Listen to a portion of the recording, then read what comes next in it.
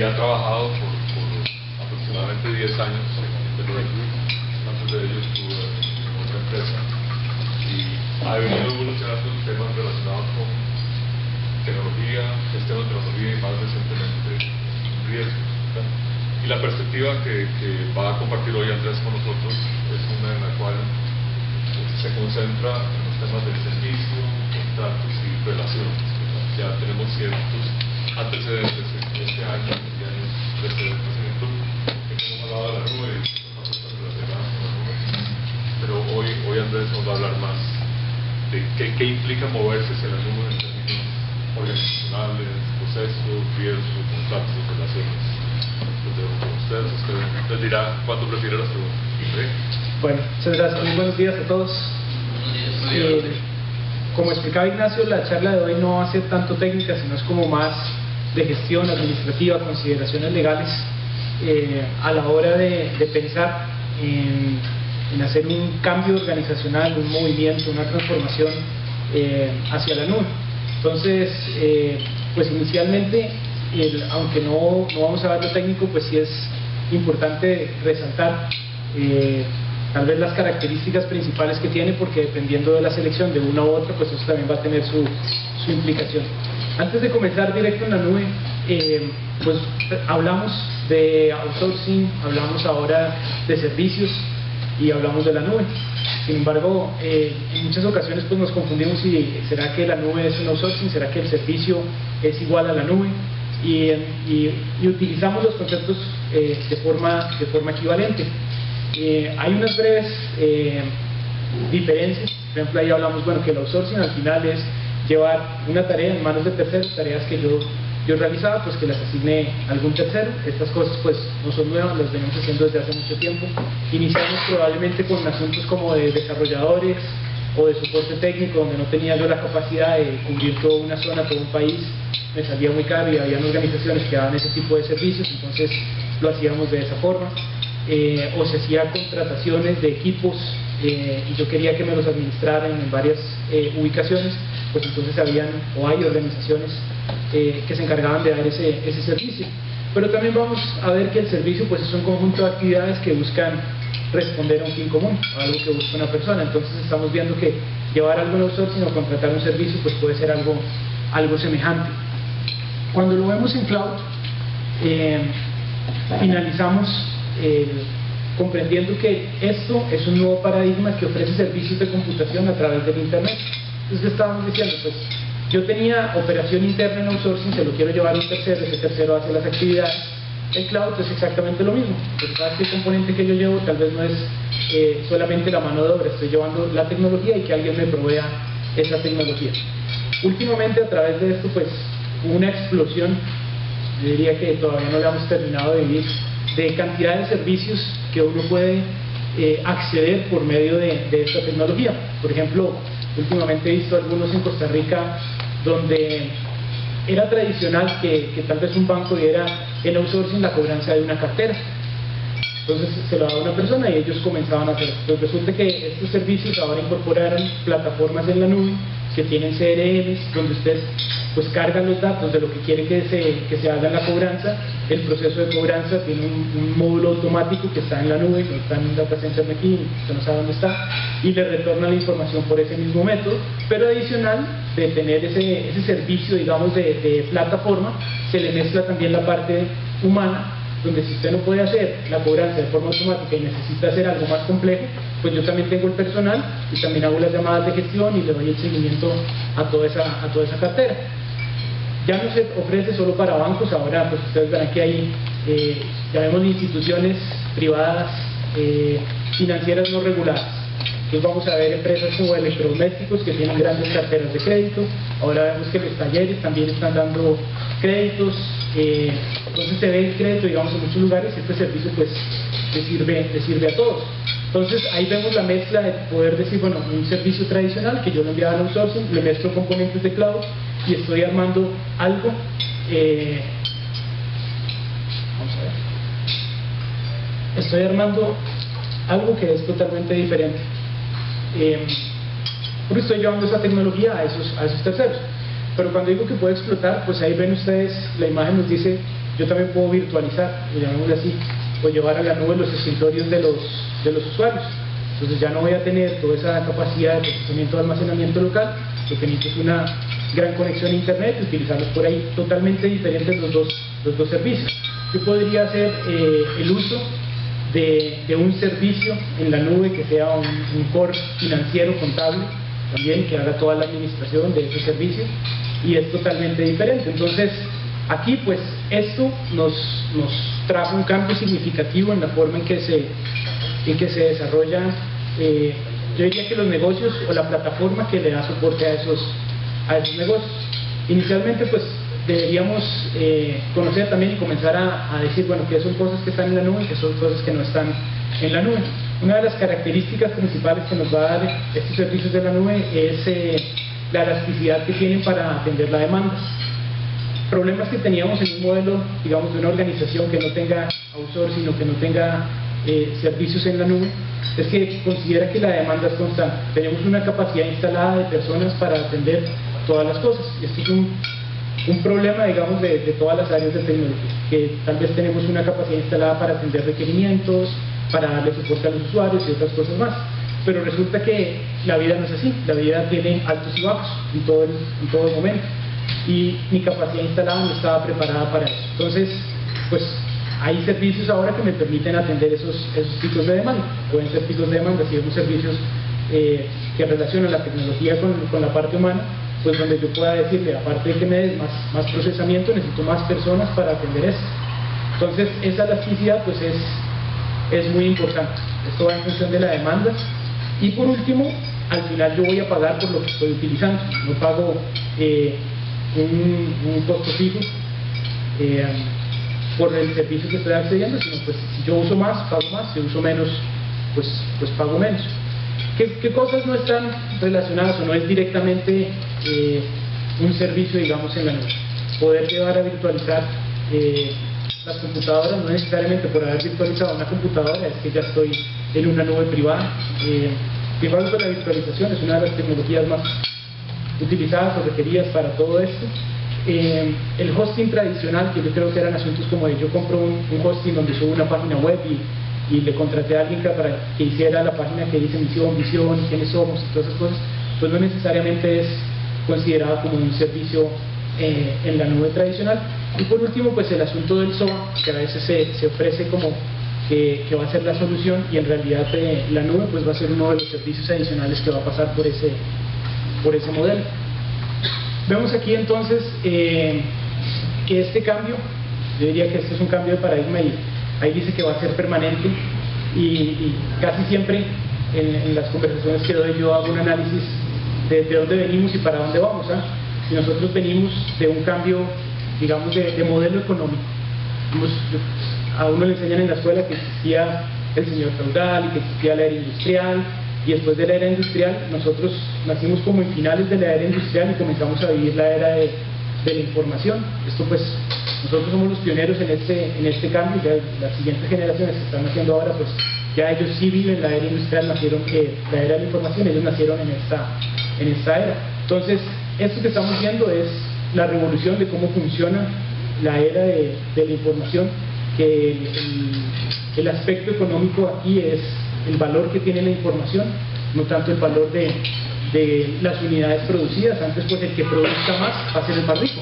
Ahora en realidad no importa quién produzca, pues si hay mano de obra y la movemos de un lado para otro y podemos manejar eso, pero al final el que maneja la información es el que tiene pues digamos el poder de esa riqueza. Entonces aquí replicamos nuevamente pues que la capacidad, la electricidad de la computación compartida son aspectos importantes que nos trae esto. Pero por último, yo diría que este cambio trae algo significativo, que es el manejo de los riesgos. Y ese manejo de los riesgos nos da ventajas en la organización con servicios emergentes. Pero si nosotros no estamos claros, primero, de cómo se compone el servicio, segundo, cuáles son los riesgos que tiene, y tercero, si yo estoy dispuesto a aceptarlos o no en ese modelo, pues podría estar tomando más bien decisiones que van a ser nocivas para la organización y que van a tener un alto impacto, porque cada uno de los riesgos, al final de cuentas, cuando se presenta, es plata que nos va a costar. Puede ser mucha, puede ser poca, pero todos los riesgos se tienen que cubrir con algún dinero. Entonces podríamos decirlo que a veces en las organizaciones decimos como, no la pelamos. Eso no la pelamos fue, había algo que yo no preveí como un riesgo y después tuve que pagar ese dinero. Cosas que se le pueden pasar a uno en contratos, consideraciones que yo pensé que usted como proveedor iba a darme eso y en realidad no estaba incluido, y a la hora de que usted me lo va a dar es un poco caro. Por ejemplo, la salida de un contrato en la nube. Hay un caso que nosotros vimos donde la organización pues hizo todo su modelo, hizo toda la evaluación económica y dijo sí, yo voy para la nube, pero en el momento en que decidió salir no había considerado que la cláusula de salida indicaba que por la extracción de los datos, cada registro que extrajeran les costaba $1. Entonces tenía que cuantificar cuántos registros tenía y pagar $1 por cada uno de ellos. Yo comenzaba a multiplicar por todos los años, por todo eso, y es un dinero que se hace inmanejable para una salida. Entonces son riesgos que no se consideraron en la formación del modelo de cloud. Esto es algo tradicional, aquí pues siempre se habla de los tres modelos de cloud. Ahora se habla de un cuarto modelo, que es una plataforma de back office para desarrollo de aplicaciones móviles, almacenamiento móvil y otras cosas más, pero vamos a quedarnos en las tres principales.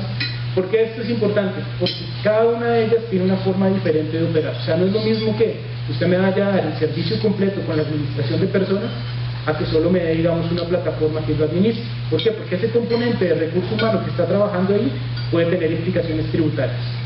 Entonces, cuando yo cuantifico la implicación tributaria de esa facturación, lo agrego al costo que tengo que hacer de envío en una remesa y comparo todo un modelo económico, voy a decir, bueno, tal vez tener mis datos en la nube fuera del país podría ser un poco más caro que si los tengo localmente. Entonces, tengo que hacer todos esos análisis de los componentes que va a tener cada uno de los servicios, verlos desde el punto de vista tributario para decir cuánto va a pagar esos tributos y incorporar eso dentro de un caso de negocio. Perdona, a ver si entendí. Si uno contrata un servicio en la nube en el extranjero,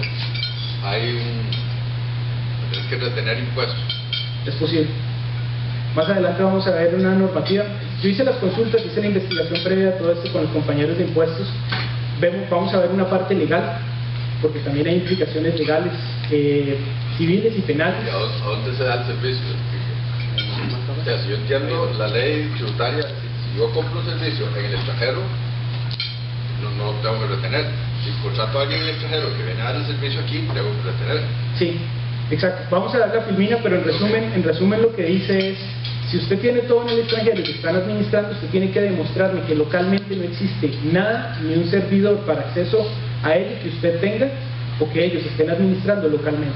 Entonces, si la administración tributaria le llega a demostrar que hay componentes que también son locales, que esos servicios, así sea de forma remota, están administrando ese servicio local, podrían incluirlo como servicios profesionales y 15% de remesas al exterior.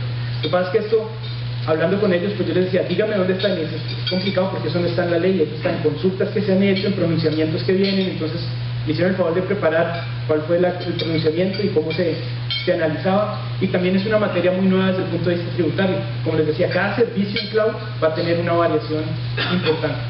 Por ejemplo, ya que tocó el tema y me lo adelantó, nosotros, y esa parte la hice yo como técnico, pero no la defendí como abogado, en una transnacional que tiene operaciones aquí, pero en casi todas las transnacionales operan aquí, pero tienen los servidores afuera, centralizados.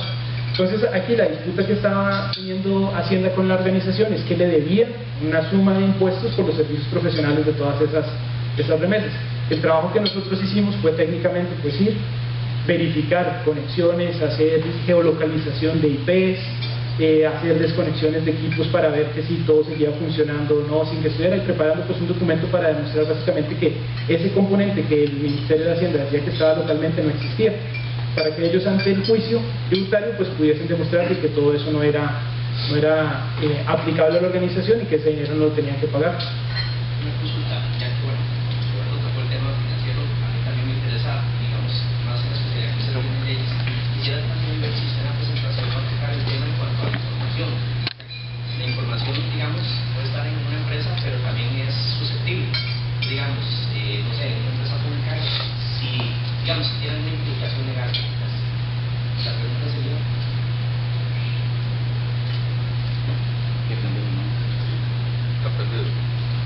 Pero sí, yo repito la pregunta, que si hay alguna implicación legal en el manejo de los datos. Exactamente.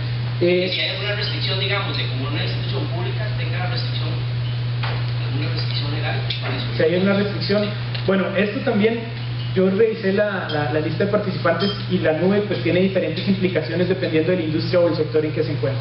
Entonces puede tener aspectos diferentes para un sector público que para un sector privado, financiero, bancario, comercial o de industria de producción.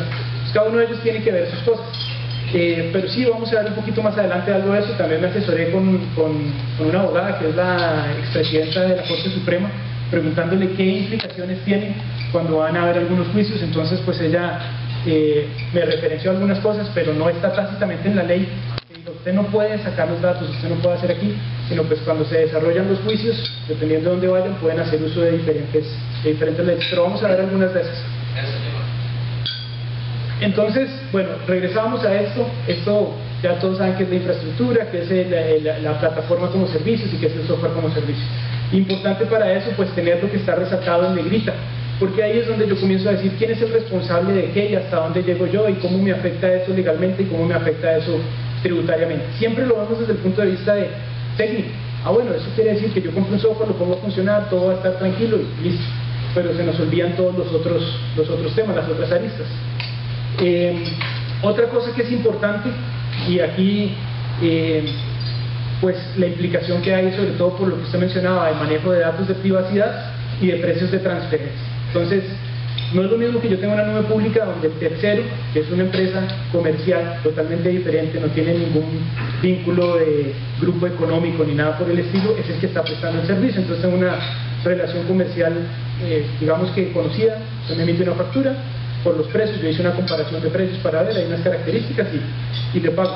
Vamos a tener pues hasta el otro modelo, que va a ser nube privada, que es la tecnología que está detrás es la misma, pero la diferencia es que ese tercero es de mi mismo grupo económico. Entonces cuando estamos hablando de mi mismo grupo económico, los aspectos de facturación pues ahora tienen también una regulación, también tienen una forma de normarse con el asunto de precios de transferencia, porque obviamente antes ¿qué era lo que se hacía? Pues bueno, somos de los mismos, si me cobras un 15% de remesas o otras cosas más por hacer todos esos envíos, porque en realidad a Costa Rica pues no le importa que seas el mismo grupo económico, porque le importa lo que se tributa en el país, no lo que estás haciendo en otros países. No, yo me preocupo por lo que sucede allá afuera. Entonces yo podría definir unos precios muy bajos que no son razonables en el mercado y tener un beneficio para la organización. Entonces esta normativa lo que pretende es que el precio que usted le vaya a pagar, así sea usted el mismo, tenga que ser un precio razonable acorde al mercado. Definen algunos mecanismos para hacer eso, pero pues nuevamente ahí lo referencio como a la ley, que lo consideren cuando se vaya a hacer específico. Pero bueno, esto sería, y hay nubes híbridas que yo tengo partes en un lado y partes en el otro. Tienen sus complejidades técnicas y tienen sus complejidades administrativas. Este último, pues, es una visión de cómo hemos visto que se han ido, llamémosle, pasando a convertirse en abonados de servicios en la nube algunas de las organizaciones. Comenzamos con algunas cosas de infraestructura, puede que sean internas, puede que sean externas, algunos servicios básicos, correo electrónico o algo por el estilo, pero después vamos a querer llegar a servicios más complejos. En el país yo ya he visto la necesidad en instituciones públicas, en instituciones privadas, donde dicen, bueno, yo ya no quiero tener que tener un core financiero contable, un core bancario administrado aquí internamente. O sea, toda esa complejidad de manejar esos data centers, de manejar la arquitectura, de tenerla estandarizada y todas esas cosas, quiero dárselo a un tercero. Hay algunas de esas que todavía pues no hay una preparación en el mercado para atender a todas las industrias, hay otras que sí ya hay servicios on demand de eso. Inclusive hay servicios interesantes para gobierno, como las plataformas contables, que ahora el gobierno tiene que tener una contabilidad, llamémosle, yo le llamo financiera y no presupuestaria. Entonces cuando voy a financiera, estados financieros, estados de resultados y todas esas cosas más, pues necesito una contabilidad y unos auxiliares. Y ya hay servicios para cumplir con eso, ellos tienen pues una normativa financiera diferente. Entonces, algunas consideraciones aquí, resumo en esta, porque después vamos a detallar algunas más, de las cosas que usted tiene que ver. Yo le diría, pues cada uno de estos cuadritos tiene riesgos relacionados, tienes planes de acción que tienes que tratar.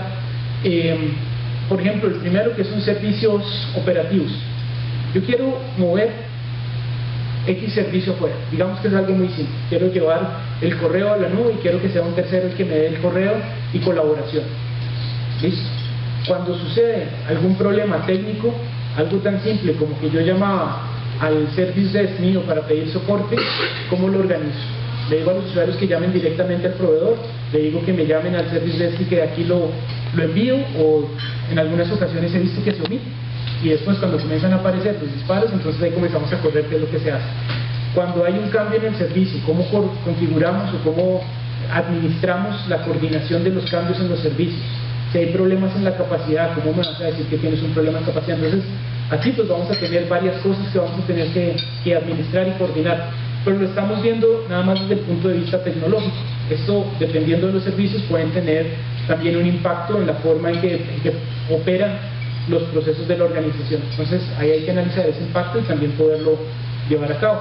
La parte, digamos, de económicos, pues ahí les decía, hay diferentes niveles de servicios, cosas que tienen que considerar económicamente, como las remesas.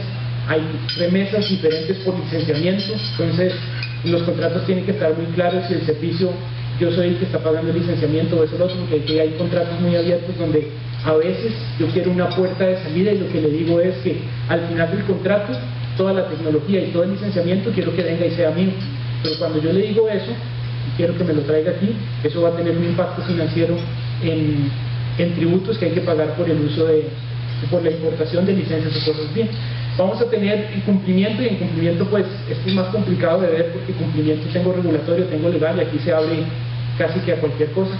Hay cumplimientos contractuales. Vamos a tener la parte tributaria y legal, esos son los que vamos a resaltar por ahí. La parte de gobernabilidad, este es otro tema que yo creo que también se ha tratado en varias sesiones, pero aquí lo vemos desde el punto de vista de cómo yo gobierno una migración hacia la nube, cómo debería estructurarla y administrarla. Debería continuar como gerente de una organización migrando necesidades que tal vez un área de tecnología me dice en función del costo, o debería ver la bondad que tiene esta tecnología y analizarla para hacer una migración total de la organización.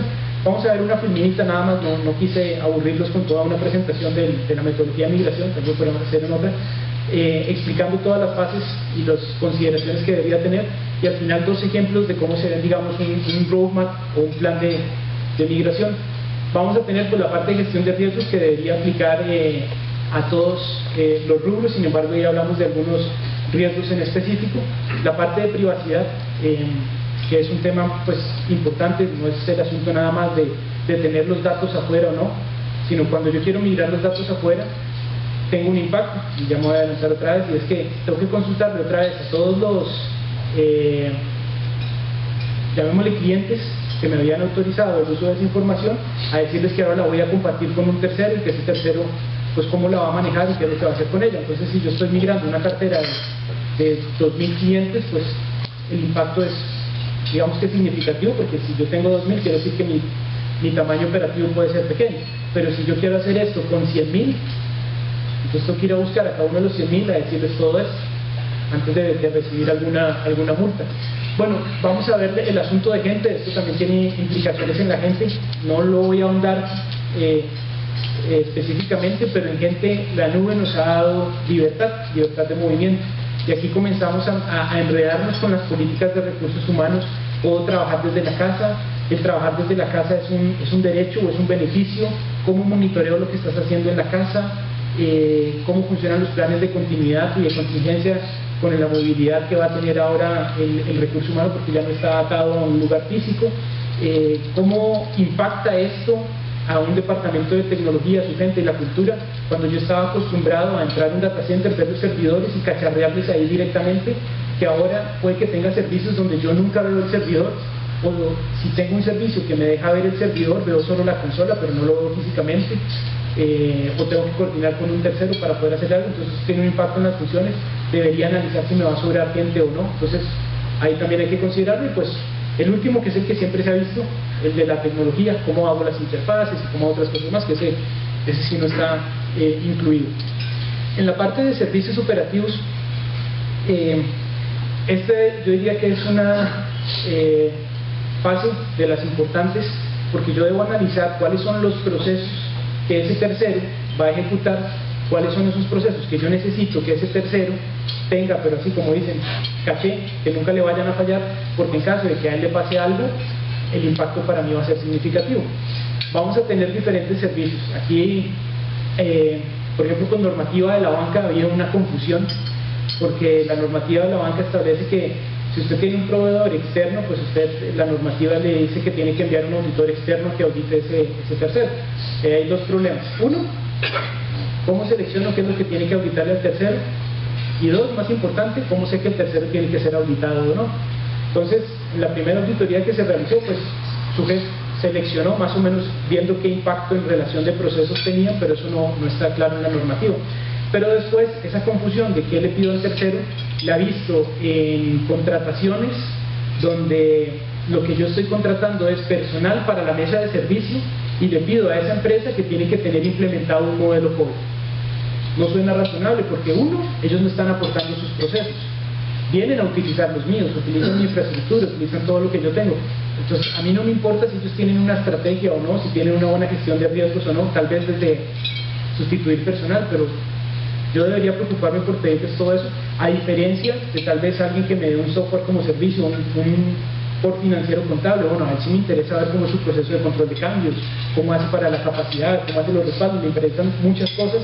Entonces yo debería pasar las características, los requerimientos y comenzar a relacionarlos con el modelo que yo esté aplicando. Puede ser una mezcla de todos, aquí puse nada más 3, puede que los requerimientos se extiendan a arquitectura o otras cosas más, pero al final debería tener un set claro de cuáles son los procesos que este servicio viene a impactar, porque yo tengo que después normarlos en un contrato. Inicialmente, ¿qué es lo que estoy haciendo? Estoy haciendo un matrimonio con alguien. Y vivir en sociedad, yo no sé cuántos viven aquí en una sociedad de matrimonio, ¿no? Pero eso es lo más complicado que existe. Matrimonio es un ejemplo, sociedades económicas son otros, pero siempre pues hay dificultades. Si yo no las administro correctamente, pues podría terminar de esa forma y sin puertas de salida, ¿verdad? Podría ser que yo quede tan amarrado que en realidad tengo que vivir así toda la vida. Entonces tengo que considerar muy bien esa parte operativa. Y vean que la parte operativa se va a relacionar también pues con la cultura que yo vaya a tener, con el ambiente operacional que se vaya a dar, los costos que va a tener esa transición, la madurez de capacidad. Y esta parte de madurez no la evaluamos mucho, pero hay un modelo para evaluar la madurez que tiene una organización para poder migrar hacia los servicios de cloud y saber si los va a ir adquiriendo digamos que de forma exitosa o no. Este es el modelo que les decía de cosas que en Deloitte consideramos a la hora de hacer esa migración. Aquí no tengo puntero, pero vean que en la línea azul de la parte de estrategia dice, bueno, usted comienza con un caso de negocio. Y estos casos de negocio pues son los estudios que voy a hacer de impacto financiero, operativo, ver si esto me va a servir o no, qué ventaja competitiva me va a dar en la organización, pero yo hago una evaluación de cómo voy a hacer la adopción de ese cambio. Vean que aquí estamos hablando de la tecnología en las organizaciones, no estamos viendo qué tan penetrado está, pero yo creo que todos coincidimos con que casi que es la columna vertebral. Entonces, vemos el cuerpo humano y la columna vertebral pues no es la razón de ser del cuerpo humano, pero usted quita la columna vertebral y queda una bola de carne en el piso que no puede hacer nada. Entonces, pueden haber otras cosas más importantes en el cuerpo humano como el cerebro para poder articular todo, pero tecnología tal vez no tiene eso, pero sí es una parte muy importante. ¿Cuál es el impacto en la arquitectura? Y aquí vemos si yo estoy diseñando y voy a tener cosas internas, cosas externas, qué cambios estoy haciendo. No es lo mismo mandar el correo afuera que mandar el CRM o que mandar una herramienta de inteligencia analítica basada para basar la toma de decisiones o cosas por el estilo.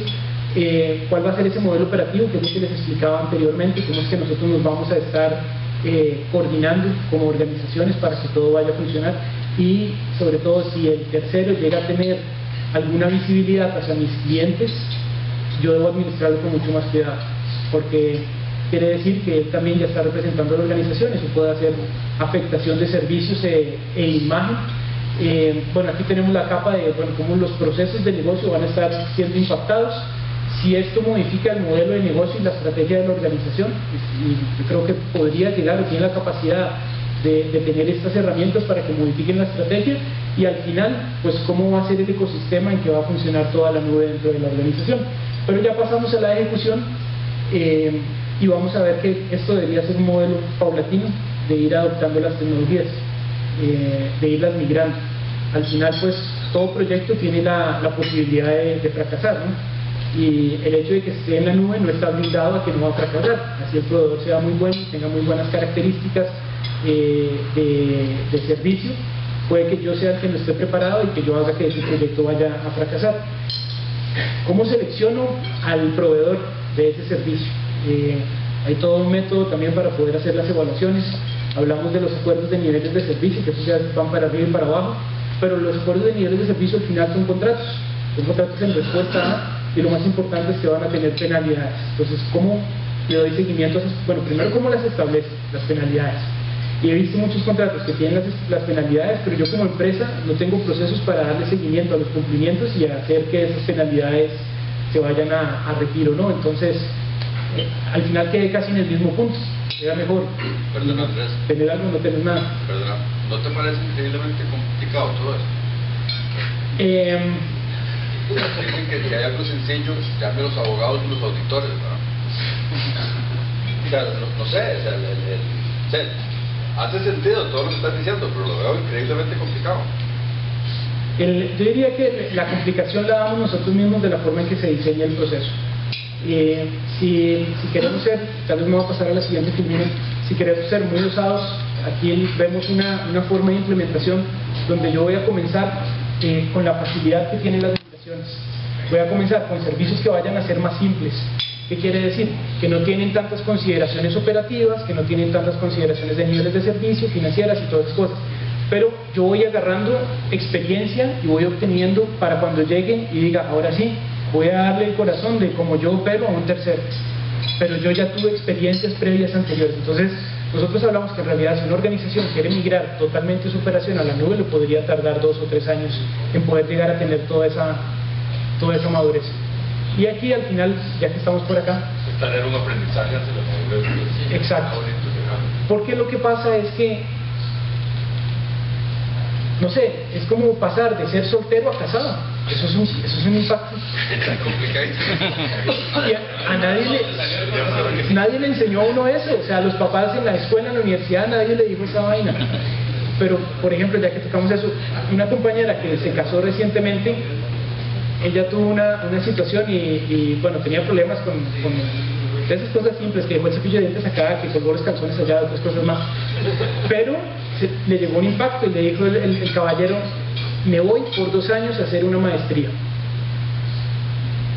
Oiga, tenemos 6 meses de casados, yo no quiero abandonar a mi país, yo no me quiero ir. O me divorcio o me voy. Bueno, al final tomó la decisión de irse pensando que con eso iba a salvar el matrimonio. Pero esto es algo parecido. O sea, yo tengo que comenzar un noviazgo con la nube, tengo que comenzar a ya tener un noviazgo más promiscuo, tal vez vamos a ir ¿cómo es que se llama esa cosa? A concubinato, y hasta que al fin ya voy a tener todo un matrimonio total. ¿Por qué? Porque ya comienzo... ¿Con quién casarte? Vas a te casas y se acabó el problema. Ah, bueno, sí. No, eso no funciona tampoco. Pero porque al final ya no soy yo solo el que hace las cosas, ya dependo de un tercero, y ese tercero tiene que... Bueno, como empresa, detrás de las empresas siempre hay personas y hay cultura. Yo tengo que comenzar a vivir con todo eso. Pues todo eso es lo que nunca se ve, digamos, detrás de eso.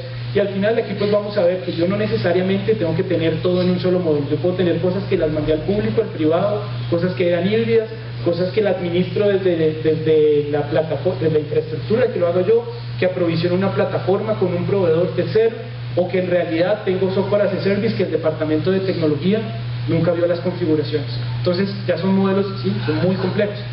Si son bien administrados, pues podrían tener su buen rédito. No necesariamente todo tiene que irse para allá.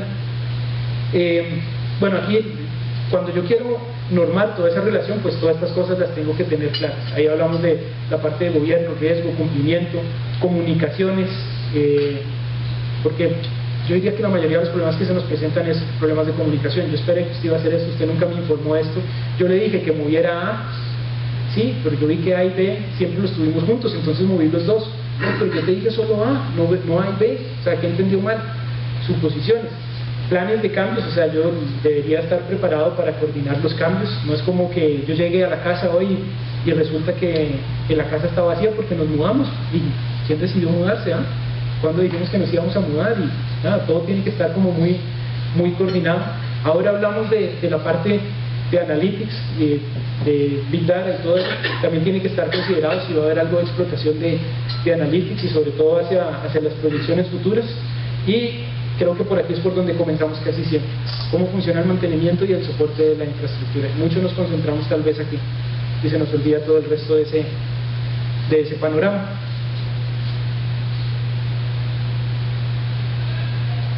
Este es otro ejemplo, esto ya lo tomé de un modelo que tenemos para las migraciones, donde también habla, digamos, si quiero irme primero a públicas, a privadas, quiero llegar a híbridas y cómo voy a hacer toda esta transformación dentro de la organización. Pero eso nada más es como a manera de ejemplo otra representación gráfica. Perdón, Andrés, ¿vos no dirías que en una pyme esto es muchísimo más sencillo? Yo diría que en una pyme es más sencillo, pero tiene un problema técnico, y es que llegar a la nube por sí solo requiere de tenacidad. Digo, si pasas del papel a la nube. Sí, sí, es mucho más simple, pero la nube por sí sola, aunque hay servicios que están a 2 clics suyos, yo considero que eso requiere de un integrador. O sea, alguien que le ayude a configurar los procesos, como cuando usted hace una implementación de un core. O sea, llega alguien a implementarle el core, cómo se funciona, cómo se configura, así funcionan tus procesos, así se va a conectar. Lo que pasa es que la tecnología ya está como lista para utilizarse. Lo que le falta es la integración a su negocio para que eso opere. Se adelantó todas las terminas, la pregunta que tenía al final también. Pero me trae recuerdos de los tiempos yo vengo de la tecnología IBM, la 4341, los armatones gigantes. Y todo esto me recuerda cuando nosotros ofrecíamos servicios y de pronto venía un cliente. ¿No puede procesar la planilla? Y comenzaba la regla del juego, el tira afloja y luego veníamos, al final toda la empresa estaba dentro de nosotros. Y había dos formas. A veces la gente venía, teníamos a alguien que vivía dentro del centro de cómputo, porque antes era complicado, hablando de los 80, y siempre teníamos terminales asignados a gente de empresas. Habían otros que colocaban sus terminales en su empresa. Por ejemplo, pasamos a cliente-servidor y vivimos en cliente-servidor como un boom y ahora regresamos al modelo que estaba anterior de cliente-servidor que decíamos que no servía y ahora es un éxito. Solo que las máquinas son más chiquitas. Solo sí, pero el modelo es exactamente igual. Pero detrás de todo eso siempre está la esencia del ser humano. Y esa es la que usted identifica que se sigue manteniendo. Y se va a mantener hasta que, no sé, nos pongan un chip atrás y el cerebro cambie o funcione, llegue a un extraterrestre. Consideraciones legales. Nada más, en la primera cosa presentaste de los pasos, pero en esa, yo creo que, para completarlo, Roberto, yo siento que un factor de éxito es tener un proveedor que tenga muy buena experiencia en la implementación de Sí. Creo que un factor de éxito es tener un proveedor bien preparado y que conozca, digamos, toda esta senda para que lo guíe. Yo creo que eso es un factor de éxito porque la tecnología es viable, o sea, está ahí, está para usarse como vos decís, pero considero que si se va a hacer ese trabajo, siento que debe haber ahí, en esa oficina, digamos, ese acompañamiento de alguien que te guíe para que sea exitoso. Y tomando el término, don Roberto, yo siento que para las pymes y otras empresas va a ser muy interesante por los precios. En cuanto a si una pyme tiene que invertir en un servidor de correo, quién le va a dar soporte y un montón de cosas, yo siento que este tipo de modelo para las pymes va a ser muy llamativo porque te van a dar soporte en otro lado, se va a liberarte un poco de esa parte y además no tiene obsolescencia tecnológica y otro montón de cosas, ¿verdad? Yo siento que son factores importantes en esta primera, digamos, de ver, ¿verdad?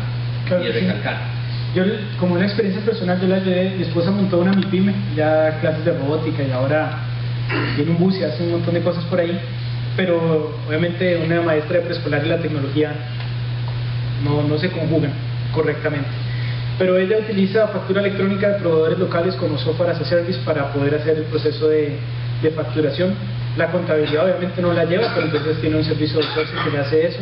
La parte de la página web y colaboración con los padres de familia y las escuelas, entonces también tiene a alguien que le hizo el diseño y lo puso en un servidor de, no me acuerdo qué marca es, creo que es DigitalOcean o algo así, y ellos se encargan de hacer toda la administración y a veces reciben correos de que va a salir de operación, pero eso no le importa.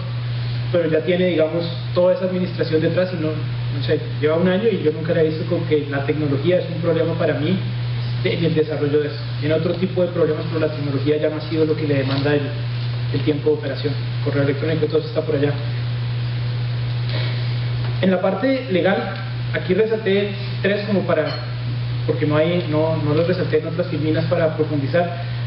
Arbitraje y resolución de conflictos. Y esto es lo mismo como en el fútbol, que si va a jugar en casa, que si va a jugar en el otro lado, y se supone que si uno juega en casa debería tener como una ventaja. Entonces, esto es importante de considerarlo, pues cuando yo vaya a generar contratos, obviamente yo quiero jugar en casa, entonces quiero que se haga bajo las leyes costarricenses. Salvo cuando la afición se porta mal, ¿verdad? Sí, bueno, eso podría ser peor. No, pero en el caso de la protección de datos, las leyes en Estados Unidos y en Europa son mucho más bien escritas que las de aquí. Sí, eso es cierto. Pero ¿cuánto le va a costar un abogado de ese lugar que conoce la ley para defenderlo? Lo veo más que aquí. O sea, todo tiene sus pros y sus contras. Ahora, dependiendo del lado que usted lo vea, si usted lo está viendo desde el lado del cliente, pues yo prefiero que las leyes sean más estrictas para que me protejan. Si yo soy lado de proveedor de servicios, también tengo otro interés en que sí, me apego a la ley, pero es una ley más laxa. Entonces, y aquí, no sé, puede que existan aquí sentados en la mesa de los dos lados y cada quien obviamente siempre va a ganar para el que más le conviene. En resumen, con lo de la legalidad de los datos, yo lo definiría que no hay restricciones en el acceso, en la ubicación, hay restricciones en la facilidad de acceso a los datos. Andrés, con respecto a la residencia de los datos en el sector público, ya hay certidumbre de que los datos pueden decidir por el país para aprovechar la economía de escala. Vamos a adelantarnos a las siguientes filminas. Hay una directriz donde insta a las organizaciones del sector público a que utilicen servicios en la nube. Esa directriz referencia a que los datos tienen que estar en territorio nacional, producto de la ley de privacidad de datos. Yo leí la ley de privacidad de datos y yo no encuentro alguna restricción en que los datos tengan o no que estar en el país. Pero todas las normativas lo que referencian es que usted tiene que tener facilidad de acceso a los datos cuando usted tenga que ser intervenido, cuando tenga algún proceso judicial o cualquier otra cosa por el estilo. ¿Ve? Alguien que así sabe bajo la boca. Hay un experto en derecho informático aquí en la mesa. Vamos a ver, sí se pueden estar, o sea, los datos pueden estar en cualquier parte. Lo que pasa es que por cada persona titular de esos datos tienen que tener una autorización específica que diga dónde están esos datos, quién los guarda, quién es el responsable, cómo puede accesarlos, cómo puede solicitar que se modifiquen. El consentimiento informado tiene que ser suficientemente informado y explícito para cada persona, diciendo sus datos se van a guardar en tal lugar y se van a transferir a tal lugar y se van a ceder a tal lugar y el responsable es tal persona con tal domicilio, con tal cédula. O sea, ahora la protección de datos realmente lo que vino fue a proteger a todos los titulares y cerrar portillos a empresas y organizaciones que guardan. Los titulares somos nosotros de nuestros datos. O sea, yo de mis datos soy mi titular. Ok, o sea, yo empresa. No, yo persona. Son datos personales nada más. Es lo que está diciendo eso. Solo de las personas. Si yo soy un banco, por ejemplo, y tengo una cartera de clientes y ahora... Le quito el número de cédula y lo puedo poner en cualquier lado. No, porque tiene... Lo que pasa es que, vamos a ver, hay una cuestión depende de donde yo haya obtenido el dato. La cédula yo la puedo obtener, su cédula por ejemplo la puedo obtener, yo entro en registro civil y obtengo su cédula. No, o sea, yo tengo la base de datos de un banco o la base de datos de un ministerio, ¿ok? Y hay un montón de clientes o usuarios o palmitos o lo que quieras decir, abonados, o sea, le quito el número de cédula a esa base de datos y le pongo un hash y la puedo poner en la cochinchina. Yo no tengo que pedirle permiso a nadie. No, porque tiene más datos personales, tiene el nombre. ¿Ah? Tiene el nombre. Ustedes que pedirle a cada usuario el consentimiento.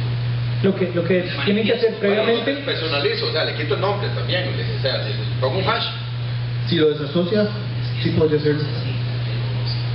demasiado fácil. Pero si No lo podemos permitir. No, pero lo que él está diciendo es que va a encriptar el dato cuando se va afuera. Entonces, como está encriptado, no se puede leer, no se puede interpretar, entonces no es identificable, entonces estoy bien. Era así, ¿verdad? Pero la ley no llega hasta ese punto de si va encriptado o no, si no estoy, No, si no o sea, estoy mal. Pero Sí, le pongo hash o algo para que no se sepa quién es ese prójimo. Solo sé yo y mi hash. Y la data O fue... sea, cuando No, yo pero traigo- eso no importa, o sea, siempre y cuando tenga datos personales, no, aunque usted lo tenga aquí lo encriptado, que está haciendo es otro truco. Es que ya no- yo leo el nombre, convierto eso en una cadena hash y lo que envío para afuera es el hash.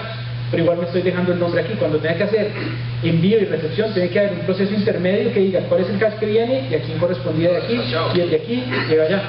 Habría que ver la parte práctica, no le veo problema a eso para que usted tenga que pedirlo, porque usted lo que está enviando es un dato convertido que no se puede interpretar. Pero yo diría que el primer paso antes de eso es que tiene que, si va a enviar los datos, Pero tiene sí, que como- identificar que es personal y que no, y cómo Pero lo va a entonces, tratar. ahora, actualmente, los ministerios y los bancos y las compañías de seguros y todo el mundo deberían haber pedido a mí y no me lo han pedido. Algunos bancos sí lo están haciendo. O sea, todos lo deberían hacer. El Banco del Estado solamente. Lo que pasa es que ninguno lo ha hecho, pero No, todos yo deberían digo hacerlo. privados que privados también se lo están pero esa pidiendo. ley es como para que vuelva todo el papel. Exactamente. Es inoperante. O tal vez por eso lo hicieron así, para que no opere. En octubre vamos a tener justamente con Juan Ignacio, una conferencia sobre privacidad. Si mejor no nos comamos todo el tema ahorita. Ok. Yo te iba a hacer una pregunta. Hay una cuestión de seguridad de la nube. Conste, yo soy abogado y de informática. Nadie se- La directiva la directiva europea, por ejemplo, la 95 que se está cambiando ahora, que se va a implementar en el 2015, es mucho más, si se quiere, mucho más cerrada que la anterior. Y en cuestión a proveedores de nube, ya se han hecho estudios, supuestamente dice que solamente 1 de cada 100 proveedores de nube cumplen con lo que dice esa directiva de protección de datos, porque lo que se pretende es que en caso de que haya un problema y los datos se hagan públicos, lo que se quiere es que sea responsable el proveedor de la nube. Bueno, eso era lo que estábamos conversando, porque había un aspecto gris de que yo no soy custodio ni siquiera, nada más puse un servidor, no accedo a los datos, no los proceso, no conozco a las personas, no los solicité, no hice nada, pero los tengo almacenados en un equipo que es mío. Y las corrientes iban por ahí, iban dos, una que obviamente de los proveedores que dicen yo no soy responsable de la privacidad, es el que está poniéndolos ahí, el que tiene que seguir siendo responsable, a mí no me metan en ese baile. Y obviamente los otros que dicen no, pues usted también está administrando esa plataforma, tiene administradores de tecnología que podrían acceder a los datos, está dándole los niveles de seguridad, si esos datos se fugan, el responsable va a ser usted porque usted está administrando la seguridad de esas cosas. Y entonces, más bien, como usted menciona, la onda iba a que tenemos que, o que se va a normar más a esos proveedores. Y también han salido publicaciones de contratos de privacidad abusivos de los proveedores de servicios donde no hay ninguna responsabilidad y usted va a ser el que pone la cara en todo. Pero ahí va evolucionando el asunto. Por eso ponía la parte de facilidad de acceso a los datos, porque no hay una restricción, salvo su jefe, que dice que los datos tienen que recibir una copia en el país. De resto no hay una restricción. Preguntaba sobre las instituciones públicas. Criterio personal, me parece que falta política pública definiendo eso, porque son datos de los ciudadanos y podría ser diferente la forma en que lo piense el Ministerio de Hacienda, a la forma en que lo piense el Registro Nacional, a la forma en que lo piense el Tribunal Supremo de Elecciones, y cada uno va a tomar decisiones que en función de riesgo van a ser más osadas o menos osadas. Y no hay un apetito, digamos, al riesgo a nivel país que defina, bueno, hasta dónde vamos a llegar nosotros a exponernos. A nosotros nos han pasado casos, en realidad me pasó solo uno. Nosotros hacemos pruebas de vulnerabilidades, entonces en Costa Rica hemos hecho bastantes instituciones y pues nunca había sucedido ningún incidente. Fuimos a un país del Caribe y llegó la policía a buscarnos. ¿Pero qué pasó aquí? Ustedes están vulnerando sistemas de seguridad nacional, ya les estuvimos haciendo el rastreo y venimos a incautar todos los equipos. No, bueno, tenemos una autorización y tenemos todas estas cosas. Y allá tocó comenzar a definir todo un protocolo de cómo se actúa en pruebas de vulnerabilidades con la Policía Nacional, con los militares, porque ahí hay monitoreo de seguridad nacional. Usted pregunta aquí, ¿cuáles son los sistemas de seguridad nacional en Costa Rica? Han existido incidentes de seguridad nacional, alias organismos policiales, judiciales, algo por el estilo, y lo que sale publicado es que había un virus. Entonces, tiene que existir una conciencia de país y un entendimiento de país. Por eso yo creo que viene más de gobierno que después defina las políticas que deberían haber. Usted se va a Corea, y en Corea, por aquí creo que estuvieron conversando un poco con ellos, hay data centers país, aquí hay una idea de tener eso, pero aquí ni siquiera tenemos estandarizado algo tan simple como eso. Entonces, llegar a normar algo de esto, yo creo que nos falta mucho tiempo.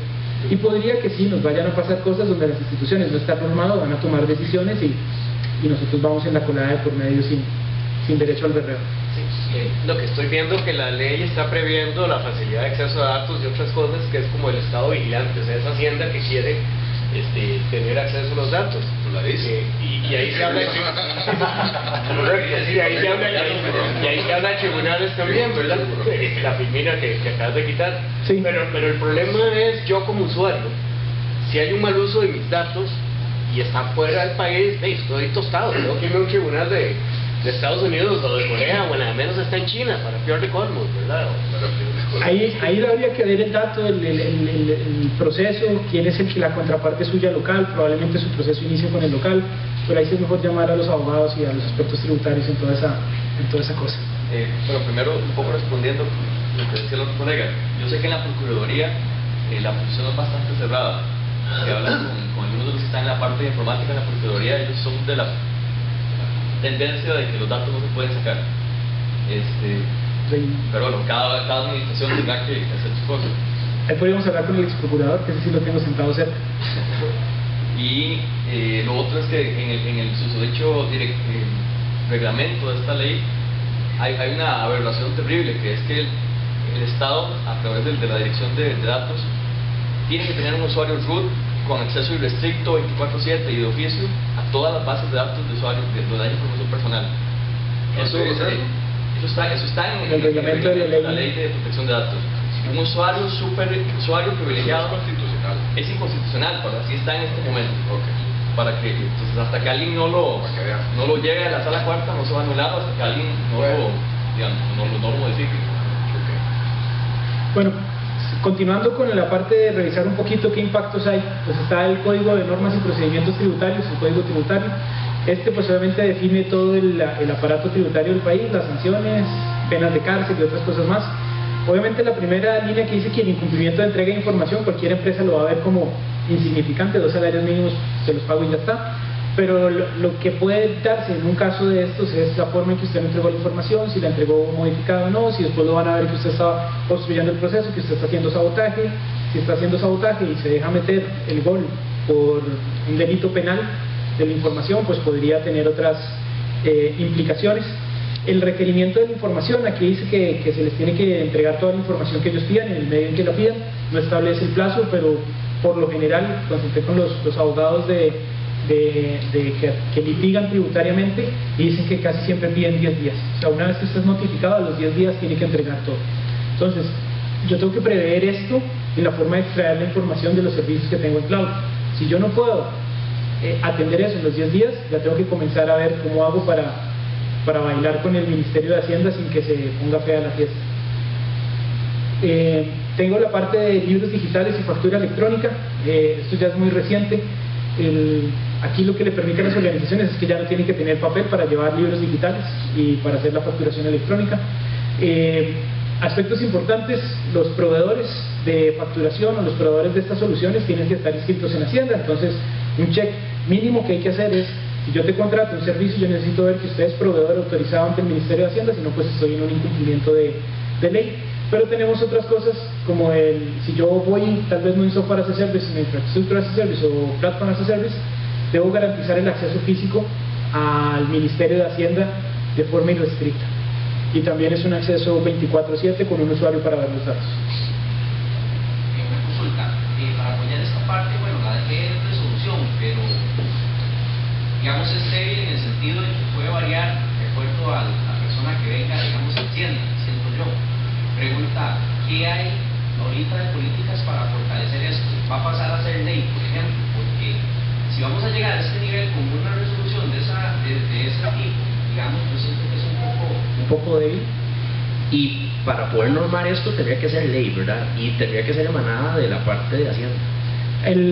Aquí con el cambio de gobierno había un impulso muy fuerte sobre el desarrollo de esto, inclusive venía una reforma, la cual todavía pues, no tuve acceso, pero todo eso con el cambio de gobierno otra vez bajó, y no sé en realidad en el momento cuál es el futuro que le van a dar a esto. Lo que él menciona es que esta normativa es muy abierta, muy general. Por ejemplo, le dice que tiene que proteger la confidencialidad e integridad de la información. ¿Y cómo? ¿Con qué controles? ¿Cuánto es suficiente? ¿Cuánto no? Detrás de eso siempre hay un porcentaje de incertidumbre al riesgo. ¿Qué pasa si ese porcentaje de incertidumbre se me presenta y perdí los datos? ¿Qué me vas a hacer? Entonces, nosotros lo que hemos promulgado con esto es apegues a las mejores prácticas, a un marco internacional para que demuestre eso, y ya más allá del imposible, pues no creo que esté obligado uno a hacerlo. Sí depende de la persona que vaya a inspeccionar, porque como no hay una regla clara, entonces puede que haya alguien que vino, tenía más conocimiento en informática, era más estricto, entonces hizo una revisión más estricta, de otro que tal vez, no sé, que le enviaron a hacer la inspección no tenía una formación informática, entonces pues nada más hizo un check de confidencialidad, bueno, estaban encriptados, pero nunca ha habido controles de acceso, nunca ha habido transferencia de datos, nunca ha habido otras cosas más. Entonces sí, pero no quise ahondar en todo eso, nada más ver como dos cosas que podrían impactarle en servicios en la nube. Nada más para concluir, que quede claro que no hay ningún proceso de certificación cuando se pone, digamos, factura electrónica o eso, ¿verdad? Como él indica. O sea, se entra en ese mundo y, digamos, usted lo implementó, pero no hay una regla clara que alguien te venga a supervisar. Ok, entré en factura electrónica, pero ¿cumplo a cabalidad o no? ¿O lo hice? Pues ahí hay que tener bien claro esa parte, porque sí tiene sus implicaciones, ¿verdad? Y tampoco la misma resolución indica que es obligación hacerlo, ¿verdad? O sea, tienes que tener un respaldo, pero sí tenemos que tener claro esa parte porque sí es delicada, ¿verdad? Sí, es cierto. Aquí tal vez para no confundir, solo cita la resolución para factura electrónica, libros digitales es otra cosa aparte, y libros digitales no es opcional, factura electrónica es opcional, libros digitales es, ya no te voy a sellar libros como lo hacía antes, ahora todos vamos con libros digitales, hasta luego. Entonces, libros digitales no es si decido o no entrar al ambiente, ya estoy. O sea, todas las empresas costarricenses ya están, estamos en un ámbito que podríamos llevarlo a otra charla de desprotegidos, y facturación electrónica pues sí depende de uno. En datos personales ya lo hablamos, aquí lo que decía en el ejemplo del análisis que uno tiene que hacer es, si voy a migrar todos los datos, el impacto que tiene, solicitar el consentimiento a los clientes o a los que me brindaron esos datos previo a la migración para evitar problemas, digamos, de incumplimiento en caso de alguna inspección. En cumplimiento regulatorio también nos adelantamos un poco, estaba la directriz del Ministerio, del MISIT, firmada por Laura Chinchilla, más o menos hace como un año. Les había mencionado que menciona el asunto de privacidad de datos, de que los datos no pueden salir del país. Esta sí lo dice claramente, los datos no pueden salir de Costa Rica, pero la ley de privacidad de datos no dice eso. Entonces hay una incongruencia ahí en el aspecto, pero tiene un espíritu muy noble. O sea, yo quiero que tengamos su economía a escala, quiero que utilicemos esas nuevas tecnologías y insto a todos a que vayan hacia eso. Tiene una parte que no he visto cómo funciona, que le dice al ministro de Tecnología que tiene que poner un portal para que todas las instituciones vayan y le publiquen cuáles son los proyectos de tecnología que están llevando, y que él tenga un portafolio de todos los proyectos y sepa más o menos por dónde va el desarrollo del país. Pero eso... Vamos a tener normas técnicas, que normas técnicas es como, esto pues salió antes de todo este boom, tiene mejores prácticas para administración de tecnología, sin embargo pues no le llega al detalle de todo lo que vimos que tiene que considerar en una migración a la nube. Tiene un apartado para manejo de proveedores externos y cositas así, pero no más. Ese es de la Contraloría General de la República. Tenemos el asunto de la Sociedad 1409, sí habla la parte de la tercerización, y aquí es donde dice, deberá mantener bases de datos actualizadas y aplicaciones vigentes físicamente en territorio nacional. Esta es la única que sí le dice que nacionalmente usted tiene que tener algo, pero no le está restringiendo a que tenga algo afuera.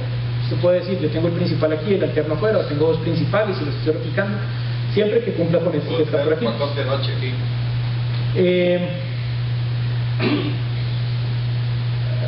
Lo que pasa es que no habla del momento en que se tienen que sincronizar. Pero, pues sí, esto es su jefe lo hace para el momento de intervención. Si yo tengo que ir a intervenir y me quiero llevar algo, todavía hay un problema ahí, que yo llego y me voy a llevar y hay aire. Y está acostumbrado a llevarme los servidores, o sálganse todos de aquí y yo administro esto. Entonces, Eso le pasa también al Poder Judicial. Cuando tal vez es que no entramos, no profundizamos en la parte, digamos, penal, pero cuando a usted le van a hacer una incautación o le van a hacer eso, ¿y qué se van a llevar? A, ¿cómo se llama? Marco Vargas se le llevaron el PC y tenía todos los correos en la nube. Ok. Bueno, aquí habla de la SUGEF, que dice que la entidad supervisada es la responsable de suministrar la información que le sea requerida a SUGEF para proveer las facilidades en la ejecución del ejecutivo de las actividades de supervisión. Y si tiene un proveedor, esto, digamos, si es un grupo financiero o lo que sea, si lo tiene adentro o afuera, donde lo tenga, no me importa, siempre me tiene que dar ese acceso. Y también dice que yo tengo que auditarlo y no me importa si lo que usted tiene, lo tiene usted o lo tiene un tercero. El asunto es que cuando yo voy a formalizar la relación con un tercero, eso cuesta plata. Lo que yo le pida puede costar más o menos. Entonces tengo que tener mucho cuidado con qué le pido, que no está normado y que es suficiente para el regulador para que el asunto sea en costo-beneficio. Si no, podría llegar el regulador y le dice, yo quiero que tengas todo un proceso para esto, que lo hace muy caro y en realidad ya no va a ser costo-beneficio tenerlo en la nube. Esta es la parte del cumplimiento tributario. Ahí, artículo 59, Ley de Impuesto de la Renta, indica que hay servicios profesionales, honorarios y otras comisiones y otras cosas más, que es donde están calzando la parte de servicios en la nube. Pero hay que comprender si el servicio en la nube es nada más un servidor que dejaron allá solo, o si detrás de él hay servicios profesionales de administración, de respaldo y de otras cosas más, que son los que implican y esto fue lo que me redactó el compañero. En resumen, lo que sucede, o los pronunciamientos que se han dado es, usted puede tener todo afuera y no pagar nada, siempre y cuando usted demuestre que localmente no existe nada. Si usted le llega a identificar que hay algo que está localmente, así sea un servidor para acceder al otro, y que este es administrado por ese otro, le voy a pagar, le voy a cobrar todo. Entonces, y también con el uso de licencias, dependiendo de cómo lo pongan en los contratos, si uno dice que va a hacer uso de licencia, o si uno va a ser el propietario de la licencia, otras cosas más. Entonces tienen que tener mucho cuidado en la palabrería que le ponga el contrato para asegurarse de dónde lo van a clasificar una vez que lo lleguen a inspeccionar. Entonces, ahí es mejor asesorarse de un especialista tributario en esos casos. Y al final, tiene que haber un contrato, y el contrato que va a resumir todas las cosas que hemos hablado en condiciones que están ahí. ¿Cuál es el problema que puede tener un contrato? Que si yo voy a hacer una contratación de servicios con un proveedor de data center local, probablemente todas esas cláusulas yo las pueda negociar y se las pueda poner. Pero cuando nosotros vamos a ir afuera y vamos a hablar con DigitalOcean, con Google, con Amazon, dígame si ellos van a estar en condiciones de modificar sus contratos estándar por nosotros. Nosotros tenemos, o sea, cruzamos a Panamá y Panamá ya tiene representación de bancos con 16.000 empleados, donde el dueño del banco se encontró con el dueño de Google, hablaron y comenzaron a trabajar ahí. Probablemente él tiene una capacidad y un interés, es músculo que le va a permitir hacer esas negociaciones.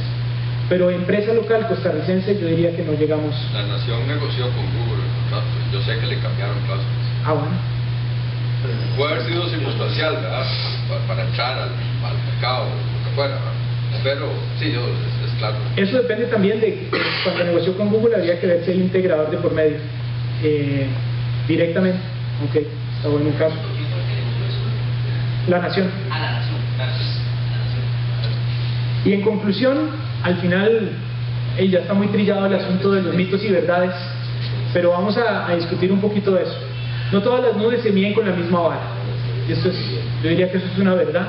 No podemos comparar todos los servicios que van a ser idénticos y decir, nada en la nube se puede llevar afuera, nada en la nube puede estar en Costa Rica, la nube es muy riesgosa, la nube es nada riesgosa. En realidad, cada cosa que usted haga tiene que valorar el riesgo y decidir si lo lleva o no. Hace un tiempo me entrevistaba un periodista y me decía, dígame qué cosas una empresa nunca debería llevar a la nube. Yo le decía, no hay respuesta. Se puede llevarlo todo si quiere. Inclusive hay modelos de operación como el de Kellogg's, que Kellogg's al final subcontrata la producción, bueno, subcontrata la materia prima, subcontrata la producción, subcontrata la distribución y tiene un back office en outsourcing. Lo que hace es gestionar proveedores. ¿Qué tiene él? Todo lo dio en outsourcing. Puede que tenga algunas cositas. Tiene la marca, o sea, la marca no, bueno, yo creo que la marca es imposible darle en outsourcing. Todavía. Puede que la preste y la alquile, pero eso es otra cosa. Entonces, cada servicio que yo vaya a dar tiene diferentes implicaciones, analicen el riesgo para definir si quiere o no quiere llevarlo. Hay empresas que por apetito al riesgo podrían decir, yo no llevo el código fuente de mis sistemas a un proveedor externo porque ahí está el know-how de mi negocio. Hay otros que se lo dan en outsourcing totalmente al tercero porque piensan que la estrategia, la diferencia competitiva no la hace el código y la funcionalidad, sino que la hacen las personas y la cultura de la empresa. Entonces van a haber diferentes cambios. El otro, mitos o verdades, no se pueden sacar los datos del país. Hasta el momento yo creo que ya hablamos de eso, los datos se pueden ir, pero tienen casi en todo lado lo que le piden es acceso, y usted lo que tiene que considerar es el tiempo de respuesta para ese acceso. La nube es más económica, dependiendo. Vean que si ustedes lo envían fuera del país tienen que considerar algunos aspectos tributarios de los contratos. Si lo hacen localmente pues no tienen que tener esos aspectos tributarios, funcionaría normalmente. Pensamos que la nube es más económica porque la implementación es mucho más rápida y porque ya todo está ahí, es cierto, pero detrás de la nube siempre es un proyecto, los proyectos pueden fallar, pueden fracasar. Entonces al final puede que me haya metido en un contrato que no pude salir, que tuve que pagar alguna plata y me salió más caro, entonces puede estar por ahí. El tiempo de implementación es mucho más corto, es semejante al aspecto económico. Es un proyecto de implementación, la cultura puede afectarle, el conocimiento de las personas, el sabotaje, diferentes cosas que afectan el proyecto y puede que no vaya a ser más corta. Lo hace mejor el tercero que yo y en ocasiones.